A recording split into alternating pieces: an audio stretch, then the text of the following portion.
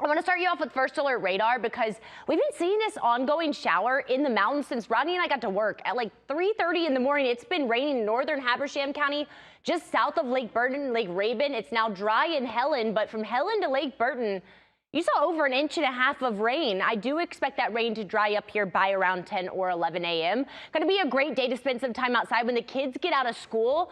Let them run around at the playground. You can let the dog out in the backyard. You can exercise outside. It's not going to be overly hot. In fact, you can see under partly cloudy skies, it stays really nice. 3 p.m. it's 87 degrees, 86 at 6 p.m. Most of us will top out below that 90-degree mark this afternoon.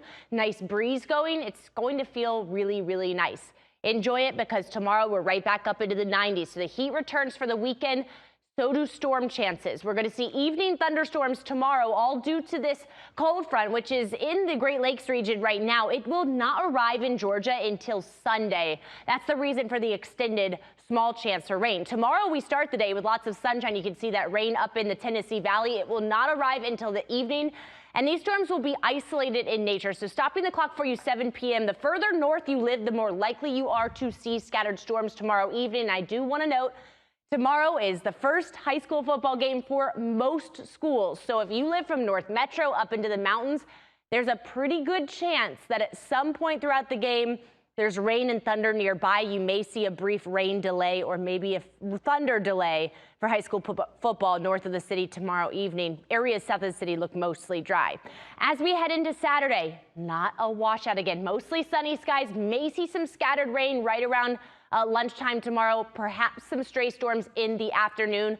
But again, don't cancel your outdoor plans because this is certainly not going to be an all-day event. 93 degrees, so it is going to be hot on Saturday, about a 40% chance of rain. I will note we've dropped the rain chance from 40 to 50 because, 50 to 40 because it looks drier.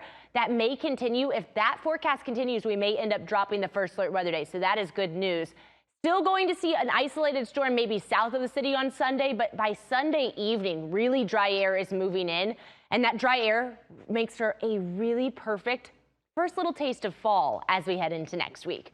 20% chance of a stray shower tomorrow. Again, those evening storms Friday evening may impact high school football. Isolated thunderstorms Saturday, Sunday, and the next week morning lows drop into the low 60s, afternoon highs in the 80s. Really abnormally dry air in place for the third week of August. First Alert meteorologist Rodney Harris is here now. Rodney, our last 90-degree day, usually not until mid-September. So we got a little while, but we'll take what we can get. We'll take the break.